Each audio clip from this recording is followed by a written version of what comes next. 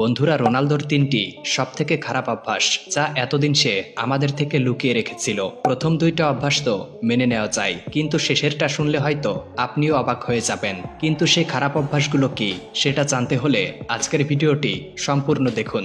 Number 1-এ রয়েছে খেলায় disturb করলে 6 মাস অবধি তার সাথে কথা না বলা। বন্ধুরা, আমরা সবাই জানি যে ক্রিস্টিয়ানো রোনালদো সবথেকে মহান খেলোয়াড়দের মধ্যে একজন, কিন্তু সেই একজন হতে গিয়ে তার একটা বদ অভ্যাস গড়ে উঠেছে। আর সেটা হলো, কেউ যদি তার প্র্যাকটিসের মাঝখানে তাকে ডিস্টার্ব করেন তাহলে তিনি তার উপর খুব রেগে যান এবং আগামী 6 মাস অবধি তার সাথে কোনো রকম কোনো কথা বলেন না।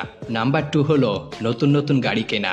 আপনারা হয়তো ভাবছেন যে নতুন নতুন গাড়ি কেনাই আবার খারাপ অভ্যাসের কি আছে। নিশ্চয়ই আমিও ভাবছি যে নতুন নতুন গাড়ি কেনাই খারাপ অভ্যাসের কিছুই নেই, কিন্তু রোনালদোর ক্ষেত্রে এটা সম্পূর্ণ আলাদা। রোনালদো গাড়ি খুব ভালোবাসেন এবং তার কাছে পৃথিবীর সবথেকে দামি দামি অনেক গাড়ি আছে, কিন্তু তিনি এক